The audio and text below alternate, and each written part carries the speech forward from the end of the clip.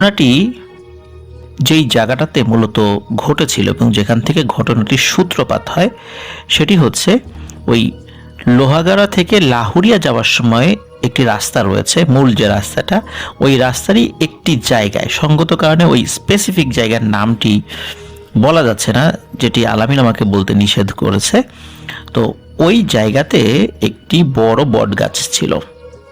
ওই বটগাছের নিচেই একটি পুকুর ছিল। বটগাছ এবং পুকুরের একটা সাইড দিয়ে একটি মেঠো পথ নেমে গেছে, এবং ওই মেঠো পথে যদি নেমে যাওয়া যায় ওখানে শুধু বিস্তীর্ণ ফসলি জমি দেখা যায় আর কি। বটগাছের খুব কাছাকাছি একটি মসজিদও রয়েছে। মূলত ঘটনাটি মানে যেভাবে সূত্রপাত হলো সেটি হলো, ওইখানে ওই বটগাছের কাছাকাছি পায়ে হেঁটে 2 থেকে 3 মিনিটের ওয়াকিং ডিস্টেন্সে একটি বাড়ি রয়েছে। ওই বাড়িতে দুজন ভাই রয়েছে। বড় জনের নাম হচ্ছে আলাউদ্দিন, ছোট জনের নাম হচ্ছে আব্দুস সামাদ। নর্মালি তারা কৃষি কাজ করে আর বর্ষাকালে তারা মাছ ধরে। সময়টা বর্ষাকালে ছিল, 2000 সালের বর্ষাকাল। ওই সময়ে যেটা হয় মূলত ওই জায়গাটাতে পানির কারণে ওই যে ফসল যেগুলো থাকে আর কি, ওই জায়গাগুলো ডুবে যায়। ওই সময় ফসল চাষ হয় না বর্ষাকালে। ওই জায়গাতে প্রচুর মাছ পাওয়া যায়, আর যখন পানি উঠে যায় তখন ওই পুকুর এবং কোনটা পুকুর কোনটা বিল এর বোঝা খুব মুশকিল হয়ে যায়। তো এমন একটা সময় মানে বর্ষার শেষ দিকে মূলত যখন পানি কমে যাচ্ছিল, পুকুরটা দৃশ্যমান হয়েছিল। এক রাতে এই দুই ভাই আলাউদ্দিন এবং আব্দুস সামাদ দুজন বের হয়। বাড়িতে তাদের মা বাবা রয়েছে আর বৃদ্ধ দাদি রয়েছেন। মাছ ধরতে বের হয়। ওই রাতে গুড়ি গুড়ি বৃষ্টি। তো গুড়ি গুড়ি বৃষ্টি হলে সাধারণত যেটা হয়, মাছ বেশি পাওয়া যায় বলে শোনা যায়। তারাও চিন্তা করেছিল যে বেশ মাছ তারা ধরতে পারবে, কিন্তু বাস্তবতা ভিন্ন। তারা মাছ ধরতে গিয়ে ব্যর্থ হয়। তাদের মাছ ধরার একটা বিশেষ পদ্ধতি ছিল, টর্চ লাইট নিয়ে বের হতো। মূলত আব্দুস সামাদ যে সে টর্চ লাইট ধরতো, আর আলাউদ্দিন যে সে ট্যাটা নিক্ষেপ করত, ট্যাটা বা বর্ষা। মাছ ধরার ক্ষেত্রে আলাউদ্দিনের ট্যাটা নিক্ষেপ করাটা মানে তার মানে এই বিষয়ে সে খুবই দক্ষ ছিল, নিখুঁতভাবে সে আঘাত করতে পারত। এই কারণে সামাদ কি করতো, কোনো জায়গায় মাছ দেখলে মাছের গায়ে টর্চ ধরে রাখতো, আর মাছের গায়ে যদি টর্চ ধরে রাখা যায়, মাছের চোখে যদি লাইটের আলো পড়ে, মাছ ওই জায়গা থেকে সাধারণত সরে যেতে পারে না, এরকমটাই শোনা যায়। এটার হয়তো সাইন্টিফিক ব্যাখ্যা রয়েছে। আর তখন আলাউদ্দিন কি করে, ওই ট্যাটাটা নিক্ষেপ করে, এইভাবে মাছ ধরে।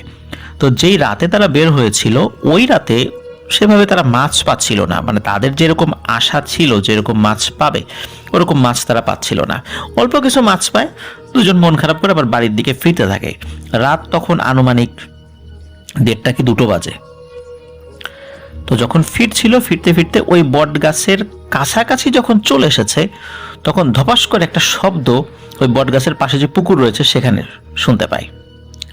সাধারণত যেটা হয় যে আমরা যদি কখনো কোনো জলাশয় বা রাস্তা এমন জায়গা দিয়ে যাই, যদি তার পাশে একটা পুকুর থাকে বা জলাশয় থাকে আর কি, অনেক সময় দেখা যায় শুকনো জায়গাতে বড় বড় ব্যাঙ উঠে বসে থাকে। মানুষের পায়ের শব্দ পাওয়ার সাথে সাথে ওই ব্যাঙগুলো লাফ দেয় পানিতে, আর তখন ওই ব্যাঙ লাফ দিলে পানিতে এক ধরনের শব্দ হয়। আর ওই রকমের একটা শব্দ ঠিক না, ওর থেকে আরো অনেক গুণ বেশি জোরে শব্দ আলাউদ্দিন এবং সামাদ শুনতে পায়। তখন দুজনে আলোচনা করে যে আচ্ছা, এত জোরে শব্দ কোত্থেকে এলো। তারা পেছন দিকে তাকিয়ে দেখে যে পুকুরের পানিতে মানে কিছু একটা নড়াচড়া করছে। প্রথমে তারা চিন্তা করেছে যে পুকুরের পানিতে যদি ব্যাঙ লাফ দেয় তাহলে তো এত জোরে শব্দ হওয়ার কথা না। তখন আব্দুস সামাদের হাতে তো টর্চ লাইট ছিল, সে টর্চ লাইট ধরে পুকুরের পানিতে। দেখা যায় বিশাল আকৃতির একটা শোল মাছ। এত বড় আকৃতির শোল মাছ ইতোপূর্বে তারা কখনো দেখেনি। শোল মাছ দেখার সাথে সাথে তাদের মন আনন্দে নেচে ওঠে যে এই যে পেলাম এতক্ষণে, আজকে তো মাছ তেমন কিছুই পাইনি, এই শোল মাছটা পাওয়া গেছে। আলাউদ্দিনের হাতে তো টেটা ছিল। আব্দুস সামাদকে বলল যে তুই টর্চ লাইটটা একদম শোল মাছের মাথা বরাবর ধর, যাতে শোল মাছটা পালাতে না পারে, আমি টেটা মারছি। মাত্র কয়েক মিনিটের ব্যবধানে ঘটনা ঘটে যায়। আব্দুস সামাদ শোল মাছের মাথা বরাবর আলো তাক করে, আর নিখুঁতভাবে আলাউদ্দিন হাতের সেই টেটাটি ওই শোল মাছ বরাবর নিক্ষেপ করে এবং অব্যর্থভাবে শোল মাছের গায়ে ওই টেটাটি বিঁধে যায়। বিঁধে যাওয়ার সাথে সাথে চারদিকে রক্ত ছড়িয়ে পড়ে। শোল মাছটি যেহেতু বড় ছিল, এই কারণে শোল মাছের শরীর থেকে প্রচুর পরিমাণে রক্ত নির্গত হচ্ছিল। কিন্তু তারা দুজনেই একটি অদ্ভুত বিষয় লক্ষ্য করে, সেটি হলো যে মাছের গায়ে আঘাত করার পর মাছ যত বড়ই হোক না কেন, রক্ত বের হওয়ার কিন্তু একটা লিমিট আছে, যে না সাধারণত এই পরিমাণ রক্ত মাছের শরীর থেকে বের হতে পারে। কিন্তু দেখা যাচ্ছিল যে একটি গরু বা ছাগল জবাই করলে যেভাবে রক্ত বের হয়ে চারদিকে ভেসে যায়, ওই রকমের রক্ত বের হচ্ছে, ওই পানির মধ্যে চারদিকে লাল হয়ে গেছে। আর টেটাটি মানে ওই যে টেটা, ওই টেটাটা এমনভাবে বিঁধে গেছে যে ওই মাছটি ওখান থেকে সরার কোনো উপায় নাই। দুজন অল্প সময় চেষ্টার মাধ্যমেই ওই মাছটি তারা ডাঙায় তুলতে সক্ষম হয়। তারা চেষ্টা করছিল যে কোনো মানুষ যেন এটি দেখতে না পায়, কারণ যেই ওই এত বড় মাছটি দেখতে পাবে সেই তো ওই মাছটি ধরার চেষ্টা করবে। এই জন্য তারা কাল বিলম্ব না করে খুব দ্রুততার সাথে মাছটি তুলে আনে, তুলে বাড়িতে নিয়ে যায়। এত রাত্রে তার বৃদ্ধ বাবা মা তো ঘুমিয়েছিল, তো বৃদ্ধ বাবা মাকে ডাক দেয় যেরকম তারা এত বড় একটা মাছ ধরেছে। তো তার বাবা উঠে আসে, মা উঠে আসে, তারা এত বড় মাছ দেখে, দেখে বলে এত বড় শোল মাছ এর আগে তো কখনো দেখিনি। তারা আসলে এটা দেখে খুশিও হয়নি, বেজারও হয়নি, অবাক হয়েছিল যে এত বড় শোল মাছ। তো যাই হোক, ওদের বাড়িতে আসলে ফ্রিজ ছিল না। এখন ফ্রিজ না থাকার কারণে যেটা হয়, এটা তো আসলে রেখে দেয়া যাবে না। যে চিন্তা করে যে মাছ এত বড়, তো আসলে গ্রামে এত বড় শোল মাছ কেনার লোক নেই, হয়তো বা ভাগা দিয়ে বিক্রি করা যেতে পারে। কিন্তু এখন শোল মাছটি যেটা করতে হবে, যাতে গরমে এটা নষ্ট না হয়ে যায়, এটা তো অন্তত কাটতে হবে। আর যদি এটা ভালো থাকে, সকালবেলা যদি কিছু করা যায় তো গেল, না হলে কিছু দরকার নেই, আমরাই খাবো, এটা জ্বালিয়ে জ্বালিয়ে খাবো আর কি। তো তার দাদি ছিল, দাদি উঠে আসে, এত বড় শোল মাছ দেখে দাদিও খুব খুশি হয়। তখন দাদি বলে ঠিক আছে, তোর মা রান্না করে না দিলেও আমি এটা রান্না করে দিচ্ছি। তো দাদি ওই শোল মাছটি কুটতে বসে। সাধারণত তাদের বাড়িতে যত বড় বটি থাকে বা গ্রামে যত বড় বটি জাতীয় জিনিস থাকে, ধারালো জিনিস, এটা দিয়ে এত বড় মাছ কাটা যায় না। দা নিয়ে আসে দাদি, দা দিয়ে ওই শোল মাছটির মাথা আলাদা করে এবং সুন্দর করে কুটে রান্না করা শুরু করে। ঘণ্টাখানেকের মধ্যে রান্নাও শেষ হয়। আলাউদ্দিন, সামাদ এবং তার দাদি ওই মাছ দিয়ে খাওয়া দাওয়া করে রাত্রে ঘুমিয়ে পড়ে। রাত্রে ঘুমানোর পর সকালবেলা সবাই উঠেছে। একদিন যায়, দুদিন যায়, কোনো সমস্যা হয় না। তবে একটি বিষয়, ওই যে শোল মাছ তারা যে ঘরে রেখে দিয়েছিল, সকালবেলা তারা দেখে যে ওই শোল মাছ আর নেই।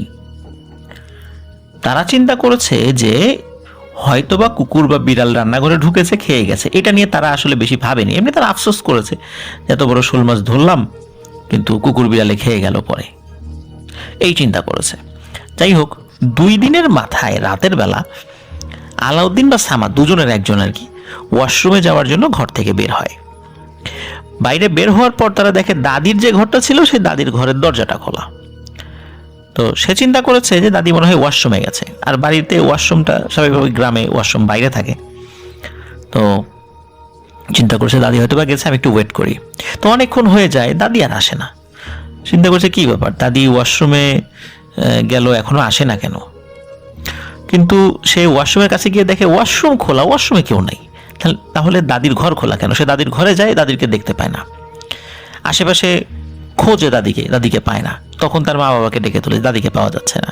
তখন তারা খুঁজতে থাকে, আশেপাশে কয়েকটা বাড়িতে ডাক দেয় যে দাদিকে পাওয়া যাচ্ছে না, তারাও খুঁজতে থাকে। যেহেতু তাদের বাসা থেকে ওই বট গাছটা খুব বেশি দূরে না, ওয়াকিং ডিস্টেন্স 2 থেকে 3 কিলোমিটার, তারা ওই রাস্তা দিয়ে দাদিকে খুঁজতে বের হয়। বট গাছের নিচ দিয়ে তারা যখন যাচ্ছিল, হঠাৎ করে মনে হলো মাথার উপর টুপ করে কিছু একটা পড়লো। তো একজন খেয়াল করে তার মাথায় কোনো কিছু রক্ত পড়েছে। তার অল্প সময় পরে দেখে ঠাস করে একটা মাছ পড়লো, সেই মাছের অর্ধেকটা খাওয়া। তাদের একজনের হাতে টর্চ লাইট ছিল, তারা যখন টর্চ লাইটটা উপর দিকে মেরেছে তখন দেখে ওই দাদি বট গাছের উপর একটি ডালে বসে আছে। খুব বেশি উপরের ডালে না, মোটামুটি নিচে একটা ডালে বসে আছে এবং বসে বসে তার হাতে আরেকটি মাছ, সে মাছ খাচ্ছে এবং তার সমস্ত মুখ এবং গলা মাছের রক্তে ভর্তি হয়ে আছে। যখনই টর্চ লাইটটা মেরেছে এবং দেখেছে দাদি মাছ খাচ্ছে, তখন তার হাতে থাকা আরেকটি মাছ সেটা নিচে পড়ে যায় এবং দাদি ওই ডাল থেকে ধপাস করে একদম মাটিতে পড়ে। কেউ যে কিছু বলবে দাদি তুমি ওখানে কেন, নেমে আসো, এই ধরনের কোনো কথা বলারই কোনো সুযোগ ছিল না। একদম ঠাস করে নিচে পড়ে যায়।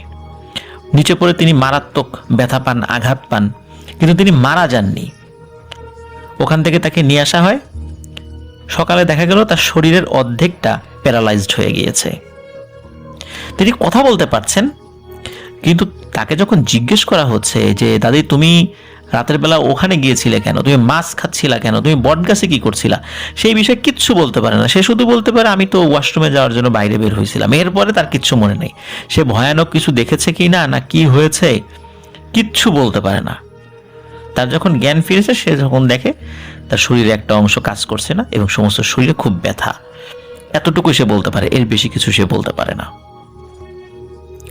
তারা আসলে বুঝতে পারছিল না যে দাদির সাথে এই ধরনের ঘটনা কেন ঘটলো। তারা এই ধরনের বিষয় চূড়ান্ত চিন্তার ওই লেভেলে যাওয়ার আগেই ঘটে যায় আরও একটি ভয়ানক ঘটনা। এবার এই ঘটনাটি ঘটে ওই বাড়ির যে বড় আলাউদ্দিন বয়সে বড় আর আব্দুস সামাদ ছোট। আলাউদ্দিনের সাথে দাদির ঘটনার 5 থেকে 6 দিনের মাথায় আলাউদ্দিনকে খুঁজে পাওয়া যাচ্ছে না। রাতের বেলায় তাকে বাড়িতে খুঁজে পাওয়া যাচ্ছে না। রাতের বেলা খোঁজা হয়, সকালে খোঁজা হয়, সকাল গড়িয়ে দুপুর হয়ে যায়, বিকাল হয়ে যায়, আলাউদ্দিনকে আর খুঁজে পাওয়া যায় না। এর মধ্যে ওই গ্রামের সম্পর্কে ওদের চাচা হয়, তার নাম হলো মশিয়ার। এই মশিয়ার যে লোকটি, এই লোকটি সে ক্ষেত থেকে ফিরছিল বিকালবেলা তার কাজ শেষ করে। সে যখন ফিরছিল, ফেরার সময় ওই বট গাছের কাছ দিয়ে যাওয়ার সময় হঠাৎ করে তার নজরে পড়ে বট গাছের শেকড়ের ভেতর দিকে একটা গেঞ্জি দেখা যায়। গেঞ্জিটা রক্তাক্ত। ভালো করে খেয়াল করে, আরে এটা তো আলাউদ্দিনের গেঞ্জি, এই বট গাছের শেকড়ের মধ্যে ঢুকলো কিভাবে? সে ভালো করে যখন শেকড়ের ভেতর দিয়ে তাকায়, তখন সে প্রচন্ড জোরে চিৎকার করে ওঠে। চিৎকার করতে করতে দৌড়ে আলাউদ্দিনদের বাড়িতে যায়। গিয়ে আলাউদ্দিনের মা বাবাকে বলে, এই আলাউদ্দিনকে পাওয়া গেছে, তোরা তো খুঁজতেছিলি সারাদিন, আলাউদ্দিনকে পাওয়া গেছে। তখন তারা ছুটে আসে, গ্রামের অন্যরাও ছুটে আসে। তারা দেখে যে আলাউদ্দিনের বডিটা বটগাছের শেকড়ের মধ্যে কোনো একটা মানুষের বডিটা ঢোকানো কোনোভাবেই পসিবল নয়। কোনো কুকুর বিড়ালও সহজে ওই শেকড়ের মধ্যে ঢুকতে পারবে না, এত সংকীর্ণ জায়গা একটা শেকড় থেকে আর একটা শেকড়। আলাউদ্দিনের বডিটা এমন ভাবে জখম হয়েছিল, এত কষ্ট দিয়ে ভেতর দিয়ে টেনে হিচড়ে ওই শেকড়ের মধ্যে নেওয়া হয়েছে, তা না দেখলে আসলে বিশ্বাস করার মতো নয়। শেকড়ের কিছু কিছু অংশ কেটে কেটে আলাউদ্দিনের বডিটা ওখান থেকে বের করা হয়। দেখেই বোঝা যাচ্ছে এটা কোনো স্বাভাবিক মানুষের দ্বারা সম্ভব নয়, বা এটা কোনো মানুষের কাজও নয়। আলাউদ্দিনের এই ঘটনা ঘটার পর সকলের সামনে স্পষ্ট হয় যে এটি কোনো মানুষের কাজ নয়, কোনো জিন ভূতের কাজ। তখন বাড়িতে একজন তান্ত্রিককে ডেকে আনা হয়। তান্ত্রিক আসার কিছু সময়ের মধ্যে সে বলে যে আমারে মাফ করে দেন, আমি এখান থেকে চলে যাই। বলে কেন, কি হয়েছে এটা তো বলে যাও। না, কিছু বলতে পারবো না, আমি ভাগি, এখানে এক মুহূর্ত থাকা যাবে না। এইভাবে সে ভেগে চলে যায়। তার বিষয়টা স্পষ্ট হচ্ছে যে ওখানে এমন কোনো শক্তিশালী কোনো অশরীরীর উপস্থিতি রয়েছে, যার কারণে কোনো তান্ত্রিক কবিরাজ ওখানে ঢুকতেই ভয় পাচ্ছে। দেখুন, দুজনের সাথে কিন্তু ঘটনা ঘটে গেছে। এক হচ্ছে দাদি আর এক হচ্ছে আলাউদ্দিন, বাকি থাকলো হচ্ছে আব্দুস সামাদ। আব্দুস সামাদ সেও তো মোটামুটি কৃষিকাজে অভ্যস্ত ছিল, আর বর্ষার শেষ দিকে তো তখন সে ওই সাইডে তো পানি নেমে গেছে, মূলত বর্ষাকাল যদিও ছিল কিন্তু পানি নেমে যাওয়ার কারণে ফসলি জমি ভেসে উঠেছে। সে দিনের বেলা ওই ক্ষেত দেখতে গিয়েছিল তাদের। সন্ধ্যা হয়ে যায়, সন্ধ্যা হয়ে গিয়েছে, মাগরিবের আজান তখনও হয়নি, এমন একটা সময় আর কি। সে যখন হাঁটতে হাঁটতে ওই বট গাছের কাছে এসেছে, আসার সাথে সাথে সে প্রচণ্ড জোরে এক চিৎকার দেয় এবং চিৎকার দিয়ে দৌড়ে বাড়িতে গিয়ে সেন্সলেস হয়ে পড়ে যান। তার যখন জ্ঞান ফেরে তখন সবাই খেয়াল করে যে আব্দুস সামাদ আর কথা বলতে পারছে না, অনেক চেষ্টা করছে বাট কথা বলতে পারছে না। তাকে যখন কেউ জিজ্ঞেস করে কি হয়েছে, তখন তার দু চোখ অনেক বড় বড় হয়ে যায় এবং সে ইশারা করে দেখায় যে তার সামনে একটা প্রাণী জাতীয়, একটা ভয়ানক প্রাণী জাতীয় কিছু একটা বসে আছে। যখনই তাকে জিজ্ঞেস করা হয় তখনই এই জিনিসটা সে ফিল করে এবং মানে ইশারা ইঙ্গিতে সে দেখায় যে এই জিনিসটা। তখন আরো ভালো হুজুর, কবিরাজ তাদেরকে ডেকে নিয়ে আসা হয়, কিন্তু প্রত্যেকেই এখানে আসার পরে তারা নিজেরাই ভয় পায় এবং এখান থেকে চলে যায়। এর মধ্যে কি হয়, একজন হুজুর আসে। হুজুর আসার পরে সে বলে যে আমার দ্বারা এই কাজ সম্ভব নয়, তবে আমি যার শিষ্য, আমার ওস্তাদ যার বাড়ি মাগুরাতে, তাকে যদি এখানে আপনারা নিয়ে আসতে পারেন, উনি হয়তো বা কোনো সমস্যার সমাধান মানে এটা করার জন্য চেষ্টা করতে পারেন। এছাড়া কেউ এইখানে হাত দিতে পারবে না, কারণ এখানে খুব শক্তিশালী একজন বৃদ্ধ জিনের উপস্থিতি আছে, সেই মূলত এই ঘটনাগুলো ঘটাচ্ছে। আপনারা আমার ওই ওস্তাদের কাছে যান, আমার কথা বলবেন, তাহলে আমার ওস্তাদ এখানে আসবেন। তার কাছ থেকে ঠিকানা নিয়ে ওই বাড়ির লোকজন তারা সেখানে যান, ওই হুজুরকে বলেন হুজুর আসেন। আসার সাথে সাথে ওই হুজুর বলেন যে আপনাদের তো অনেক বড় ক্ষতি ইতোমধ্যে হয়ে গেছে এবং ভবিষ্যতে আরো হবে যদি এখন এটা থামানো না যায়, কিন্তু এটা থামানো অনেক দুরূহ কাজ, এতে আমার নিজের জীবনেরও হুমকি রয়েছে। তখন ওনারা ওই বাড়ির লোকেরা আর কি, ওই যে আব্দুস সামাদ আলাউদ্দিনের মা বাবা, তারা বলেন যে হুজুর এটার একটা সমাধান আমাদের করতে হবে, কারণ আমাদের এক ছেলে মারা গেছে, আর এক ছেলে এরকম বোবা হয়ে গেছে। তারপর আমার মা মানে আলাউদ্দিন এবং আমাদের যে দাদি, সে প্যারালাইজড হয়ে পড়ে আছে, সে কিছু বলতে পারছে না যে কিভাবে এই ধরনের ঘটনা ঘটেছে, সুতরাং এটা সমাধান তো করতে হবে। তখন উনি বলেন যে এটা সমাধান অনেক জটিল, তারপর আমি চেষ্টা করব, আমি যেভাবে যেভাবে বলি ওই জিনিসগুলো আপনারা রেডি করেন। প্রথমত এক দামে কেনা গামছা লাগবে, তারপর একটি মাটির পাতিল, স্বাভাবিক মাটির পাতিল হলে হবে না, এই মাটির পাতিলের মধ্যে সোনা, রূপা এবং তামার সুষম অনুপাতে গলিত অবস্থায় এগুলো এখানে মিক্স করতে হবে এই মাটির সাথে। যত বেশি এগুলো দিতে পারবেন সোনা, রূপা, তামা, তত বেশি ভালো হবে, কিন্তু অত সামর্থ্য আপনাদের নেই। আপনারা যতটুকু পারেন স্বর্ণ, রূপা এবং তামার মিশ্রণ, গলিত মিশ্রণ এই মাটির হাঁড়ি যখন তৈরি করা হবে ওই জিনিসটা এর সাথে মিশাই দিতে হবে। এরকম একটা মাটির হাঁড়ি লাগবে। আর হচ্ছে একটা সুস্থ গাভীর 5 কেজি দুধ লাগবে, যেই গাভী কোনো রোগে ভুগছে না, একদম সুস্থ স্বাভাবিক এবং তার শরীরে কোনো দাগ নেই, এমন কোনো ঘা বা কোনো পাচড়াও নেই, এইরকম একটা গাভী লাগবে। এই গাভীর 5 কেজি দুধ, এরকম একটি গাভীর 5 কেজি দুধ নিয়ে আসবেন। এই দুধ ওই পাতিলে জ্বালাতে হবে, না জ্বালালে এই শক্তিশালী জিনটা কখনোই হাজির হবে না, তাকে অন্য কোনোভাবে হাজির করা সম্ভব নয়। তো অনেক চেষ্টা করার পর এই সমস্ত জিনিসগুলো তারা জোগাড় করেন এবং হুজুরও আসেন। আবারও আসার পরে আব্দুস সামাদকে সামনে বসানো হয়, ওই পাতিলের মধ্যে ওই দুধ দিয়ে দুধ জ্বালানো শুরু হয়। ওই দুধ যখন জ্বালানো হচ্ছিল, মূলত ওই দুধ জ্বলতে থাকবে আর ওই জিনের শরীরে এক ধরনের অনুভূতি সৃষ্টি হবে, সেজন্য দ্রুত সেখানে চলে আসে। ওই দুধ জ্বালানো হচ্ছে, জ্বালাতে জ্বালাতে দুধের পরিমাণ কমে যাচ্ছে, একদম শেষ হয়ে যাচ্ছে দুধ, মানে যেটা হয় আর কি, বেশি সময় জ্বালানো যাচ্ছে শুকিয়ে যায় না, শুকিয়ে যাচ্ছে, কিন্তু ওই জিন আর হাজির হচ্ছে না। একদম শেষ দিকে এসে হঠাৎ করে আব্দুস সামাদের শরীর কেঁপে ওঠে। তখন আব্দুস সামাদ কথা বলতে থাকে। এই যে বেশ কিছু সে বোবা ছিল, হঠাৎ করে কথা বলতে থাকে এবং সে বলতে থাকে, এই আমাকে কেন ডেকেছিস, কেন আমাকে ডাকলি? তখন ওই হুজুর বলে যে এই পরিবারের কেন ক্ষতি করছো তুমি? তখন ওই জিনটি বলে যে ওই পরিবারের ক্ষতি তারা নিজেরাই ডেকে নিয়ে এসেছে, আমি তো ইচ্ছা করে তাদের ক্ষতি করতে চাই নাই, তাদের নিজেদের কর্মদেশেই ক্ষতি হয়েছে এবং আরো হবে, এই পরিবারকে আমি শেষ করে দিব। তখন ওই হুজুর বলে যে তুমি যে শক্তিশালী তা আমি বুঝতে পারছি, কিন্তু তোমার যে শক্তি, এই শক্তিকে আমি কমাতে পারবো, সুতরাং তুমি এই পরিবার ছেড়ে চলে যাও। বলে যে না, কখনোই সম্ভব নয়, এই পরিবারের ক্ষতি না করে আমি যাব না, কারণ ওরা আমার ক্ষতি করেছে, তার প্রতিশোধ হিসাবে আমি ওদেরও ক্ষতি করব।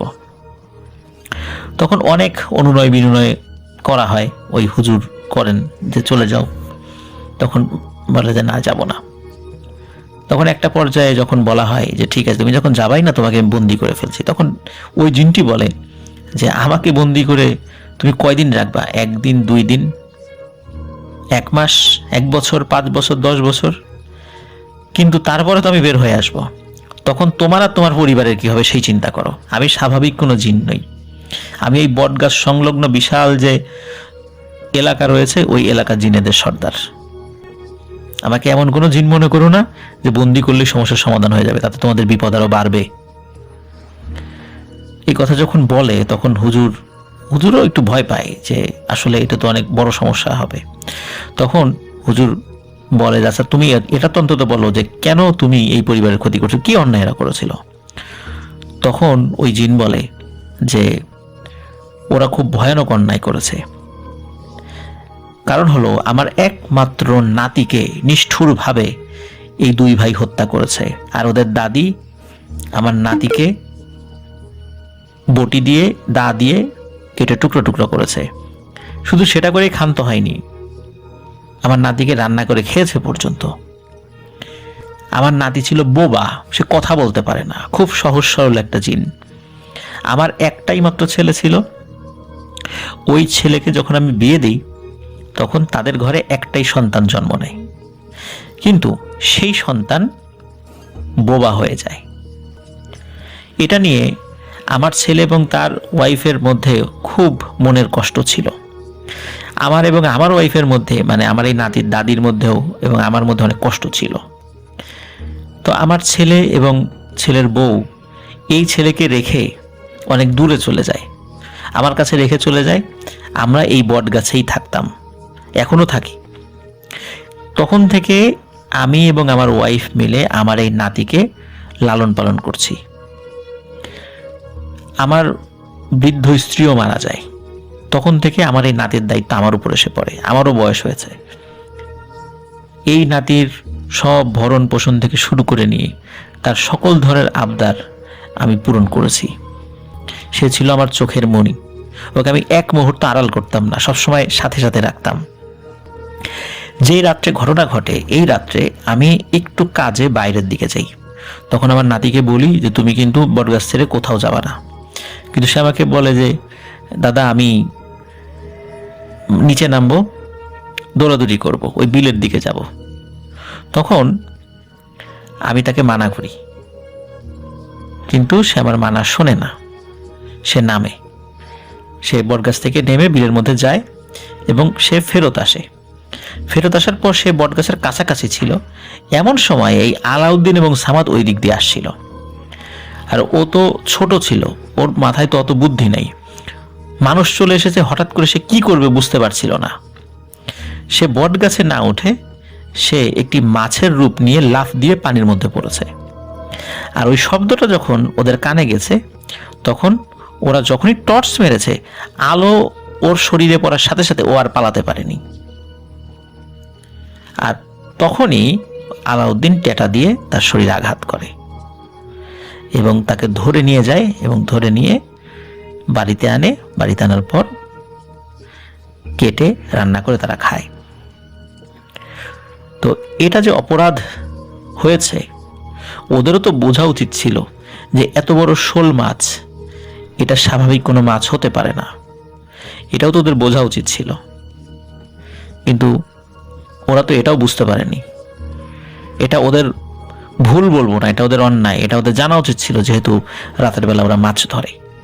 সুতরাং এর শাস্তি হিসাবে আমি 3 জনকে শাস্তি দিয়েছি। প্রথমত ওর দাদি যখন মাছ কুটছিল, আমি বিড়ালের বেশে বিভিন্নভাবে তাকে ভয় দেখানোর চেষ্টা করেছি, কিন্তু এই বৃদ্ধ মহিলা উনি অনেক চালাক, সে কোনো কিছুতে ভয় পায়নি। এবং সে যেহেতু লোহা দিয়ে কাজ করছিল, আমি তার সরাসরি কাছে এসে আঘাত করতে পারছিলাম না। এবং সে রান্না করার সময় সে আগুনের কাছে গিয়েছে, যার কারণে আমি তার ক্ষতি করতে পারিনি।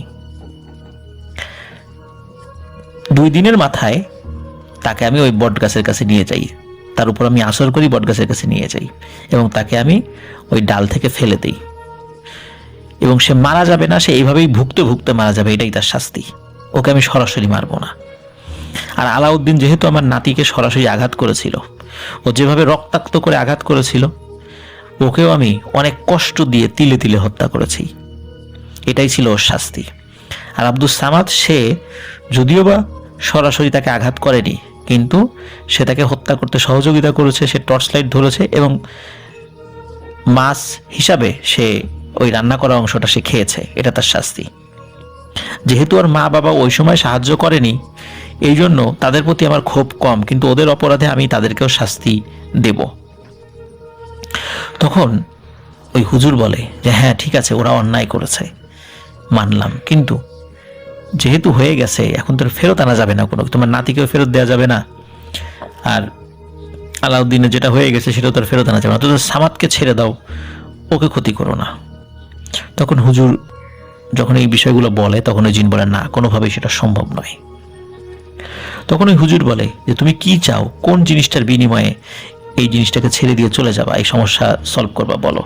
তখন ওই জিনটি বলে, আমাকে কি এইরকম জিন মনে হয় যে একটা গরু, খাসি, মুরগি এরকম কিছু দিলে আমি এটা চলে যাব, বা পায়েস রান্না করে দিয়ে চলে যাব, খিচুড়ি রান্না করে বিতরণ করলে চলে যাব? না, আমি এই টাইপের জিন না, আমি প্রতিশোধ নেব। আর তোমরা মানুষরা খুব হিংস্র, জিনদের থেকেও হিংস্র, নিজেদেরকে বেশি ভালো মনে করবা না তোমরা। জিন এই ধরনের কথা বলার পর আসলে ওই হুজুরও দ্বিধাগ্রস্ত হয়ে পড়েন যে এই সমস্যার সমাধান আসলে কোথায়, কারণ সত্যি তো তারা ভয়ানক একটা কাজ করে ফেলেছে। যাই হোক, ওই জিনটি যখন কোনোভাবে কথা শুনছিল না, শেষ পর্যন্ত ওই জিনটিকে তিনি বন্দি করতে সমর্থ হন। বন্দি করার সময় ওই জিনটি বলে যে আমাকে বন্দি করলে পরবর্তীতে তোমার পরিবারের কি হবে সেটাও কিন্তু ভেবে দেখো, কারণ আমি কিন্তু খুব তাড়াতাড়ি বের হয়ে আসবো। যাই হোক, তাকে বন্দি করা হয়। বন্দি করার পরে আব্দুস সামাদ সে আস্তে আস্তে সুস্থ হয়ে যায় আর কি, মানে ওই দিন থেকেই সে কথা বলতে পারে, যেহেতু তার উপর ওই প্রভাবটা কমতে থাকে, সে একটু স্বাভাবিক হয়। কিন্তু বছর 3-4 মধ্যে তার মৃত্যু হয় পানিতে ডুবে। ওই বট গাছের ওইখানকার ওই পুকুরে না, অন্য একটি পুকুরে দুপুরবেলা গোসল করতে গিয়ে সে পানিতে ডুবে মারা যায়। এটা কি জিন সংঘটিত কোনো বিষয়, নাকি অন্য কোনোভাবে মারা গিয়েছে, নাকি এমনিতে মারা গিয়েছে? অনেক সময় পানিতে নেমে মানুষ স্ট্রোক করে মারা যায়, এটাও হতে পারে। এটা নিশ্চিতভাবে বলা যায় না সে আসলে কিভাবে, মানে কি কারণে মারা গিয়েছে, তবে পানিতে ডুবে মারা গেছে এটা সত্য। আর ওই যে দাদি, উনি 2017 সালে মারা গিয়েছিলেন। দীর্ঘদিন ধরে উনি রোগে ভুগেছেন, কষ্ট পেয়েছেন, তারপরে স্বাভাবিকভাবে উনি মারা গিয়েছেন। এই ধরনের বিষয় যখন এলাকাবাসী জানতে পারে যে এই জিনের কারণে এই বিষয়টি হয়েছে, তখন আশেপাশের লোকজন তারা ওই গাছটি কেটে ফেলার উদ্যোগ গ্রহণ করে। কিন্তু সমস্যা হলো, ওই গাছটি যারাই কাটতে আসতো, যে কাঠুরিয়ারা, তার প্রথম দিন মানে আসার পরে দেখে যেত, পরের দিন আর আসতো না। আমরা এই ধরনের ঘটনা তো আমরা জানি যে এই টাইপের গাছ যেগুলোতে জিনরা থাকে, তো এগুলো কাটতে গেলে কাঠুরিয়ারা ভয় পায় বা তারা স্বপ্ন দেখে। এবারও তার ব্যতিক্রম হয়নি, এরকমটা হয়েছিল। এর মাঝে কি হয়, একজন কাঠুরিয়া আসে, সে খুব সাহসী লোক, সে বলে যে আমি কাটবো, একদিনে কাটবো, 50-60 জন লোক যা আছে সব নিয়ে আসবো, একদিনে কেটে এই জায়গা সাফ করে ফেলবো। সত্যি সে আসে, আসার পরে কাটা শুরু করে। কাটার জন্য যেটা করে সেটা হলো যে সময় তো বেশি নাই, সে নিচ থেকে সোজা করাত চালাতে শুরু করে, যে ডাল কাটার সময় নাই, আগে গাছ ফেলে দেব, প্রয়োজনে পরে ডাল কাটবো। নিচ থেকে করাত চালাতে শুরু করলে করাত কিছুটা বলতে করাত পুরোটা যখন গাছের মধ্যে ঢুকে গিয়েছে, মানে করাত তো একটা চওড়া, চওড়ার একটা লেভেল আছে, তাই না? একটু একটু করে যখন গাছের মধ্যে ঢুকে গিয়েছে তখন করাতটা আটকে গেছে। এই পাশ থেকে টান দিলেও আগায় না, ও পাশ থেকে টান দিলেও আগায় না। করাতকে কোনো মতে ওখান থেকে সরানো যায় না। যখন সরানো যায় না তখন ওখানকার লোকজন ভয় পায় যে না, এই গাছ কাটা যাবে না। তখন ওই কাঠুরিয়া সহ অন্য সবাই ওখান থেকে চলে আসে। ওই করাত ওই রকমই ছিল, ওইখানে জং পড়ে গেছে, করাত নষ্ট হয়ে গেছে, কিন্তু ওই গাছের মধ্যে করাত ঢুকেছিল। বছরখানেক আগে যেটি হয় সেটা হলো, ওই বট গাছটি পাশে যে পুকুরটা ছিল সেই পুকুরের মধ্যে কাত হয়ে পড়ে যায়। এটা কি কোনো অলৌকিক কোনো কারণেই হয়েছে, না এমনিতেই হয়েছে, না নিচ থেকে মাটি সরে গিয়েছে? রাস্তার একটি অংশ মাটির চাপ ধরে ওই পুকুরের মধ্যে কাত হয়ে পড়ে যায়। এখনও বটগাছটি ওভাবেই পড়ে আছে। এবার আসি ওই বটগাছের পাশে যে মসজিদ রয়েছে, ওই মসজিদ কেন্দ্রিক একটি ঘটনায়। ওই মসজিদে একজন ইমাম এবং মুয়াজ্জিন থাকতেন। ইমামটা ওই মসজিদেই থাকতেন আর কি। উনি এক রাতে খুব কান্নার একটা আওয়াজ শোনেন, মনে হচ্ছে একটা বৃদ্ধ কেউ কাঁদছে।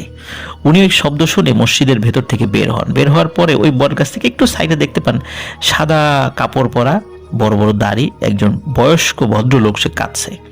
তিনি তাকে গিয়ে সালাম দেন। সালাম দেওয়ার পরে বলেন, আপনি কাঁদছেন কেন?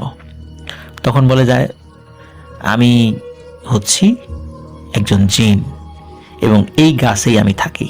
এই কথা শোনার সাথে ইমাম সাহেব ভয় পান। তখন ইমাম সাহেব যখন ভয় পান তখন ওই জিনটি বলে, ভয় পেও না, আমি তোমার কোনো ক্ষতি করবো না, কিন্তু আমার শরীরের দিকে টর্চ লাইট মারা যাবে না, তুমি টর্চ লাইট মারবা না। তখন ওই হুজুর উনি ওই জিনের মুখে শুনতে পান সব ঘটনা, যে কিভাবে তার নাতিকে হত্যা করা হয়েছে। এবং যখনই রাত্রে ওই জিনের কান্নার আওয়াজ শুনতেন তখন উনি বের হতেন এবং জিনের সাথে কথোপকথন করতেন। ওই জিনও তার কাছে তার মনের দুঃখ প্রকাশ করত, কিন্তু এই বিষয়টি বলা নিষেধ ছিল একদমই। তিনি বলেছিলেন যে তোমার সাথে যে আমার দেখা হচ্ছে, কথা হচ্ছে, এই বিষয়টি তুমি কখনো বলবা না, যদি না টোটাল বিষয়টা যতদিন পর্যন্ত ফ্লাশ না হয়, কিন্তু তোমার মাধ্যমে কোনো কথা আগে কাউকে বলবা না। এই বিষয়টি যখন জানাজানি হয়ে গেছে তখন এই বিষয়টি সত্যতা নিশ্চিত করেছিলেন ওই মসজিদের ইমাম সাহেব। তিনি বলেছিলেন, হ্যাঁ ঘটনা সত্য, কারণ ওই জিনের সাথে আমার কথা হয়েছিল। তিনি আফসোসের সাথে বলেছিলেন যে তোমরা মানুষরা খুব হিংস্র, জিনদের থেকেও হিংস্র। কতটা হিংস্র তোমরা নিজেরাও জানো না। তো এভাবে অনেক দুঃখ করে তাকে এই বিষয়গুলো বলতেন। প্রিয় লিসেনার্স, আলাউদ্দিন সামাদের দাদি, তারা কেউই কিন্তু এখন আর জীবিত নেই। কিন্তু একটা বিষয় খেয়াল করেছেন, সেটি হলো যে আমরা বিভিন্ন ঘটনাতে কিন্তু বারবার বলছি, রাতের বেলা অ্যাবনর্মাল কোনো জিনিস দেখলে আমরা যেন তাকে আঘাত না করি। ধরুন আমরা যাচ্ছি, প্রতিমধ্যে দেখলাম বিশাল আকৃতির একটা মুরগি বা মোরগ। চিন্তা করলাম, আরে এত বড় মুরগি বা মোরগ, এটাকে ধরে নিয়ে যাই, এটাকে রান্না করে খাওয়া যাবে। কিন্তু আমাদের মাথায় কিন্তু ওই সময় এই চিন্তাটা কাজ করে না যে রাস্তার মাঝখানে এত বড় অস্বাভাবিক আকৃতির বড় একটা মোরগ কেন আসবে, এটা তো কোনো স্বাভাবিক কিছু না। তারপর মনে করুন রাস্তা দিয়ে আমরা রাতের বেলা হেঁটে যাচ্ছি, কোনো কারণ নেই, পাশে থাকা একটা কুকুরকে মারলাম এক লাথি বা মারলাম একটা ঢিল বা লাঠি দিয়ে একটা বাড়ি দিলাম। এটা কিন্তু মোটেই উচিত না। সেটা জিন না হলেও বা হলেও, জিন হলে তো কোনো কথাই নেই, বিপদ তো সমূহ বিপদ। আর সেটা যদি স্বাভাবিক কোনো প্রাণীও হয়, তারপরেও অকারণে কোনো প্রাণীকে কষ্ট দেওয়া কি উচিত? নিশ্চয়ই উচিত নয়। এই কারণে প্রিয় লিসেনার্স, এই বিষয়গুলিতে আমরা অবশ্যই সতর্ক থাকব, কারণ এইভাবে যদি ভয়ানক কিছু ভুল আমরা করে ফেলি, এর পরিণতি যে কি হতে পারে সেটা তো আমরা বুঝতেই পারছি। কারণ তারা অবশ্যই রক্তের বদলে রক্ত, এই প্রতিশোধ তারা গ্রহণ করবে, এবং শুধু একজনের উপর প্রতিশোধ গ্রহণ করে ক্ষান্ত হবে না, পুরো পরিবারের উপর বিপদ নেমে আসবে। তো আশা করছি প্রিয় লিসেনার্স, এই ঘটনাটি আপনাদের ভালো লেগেছে।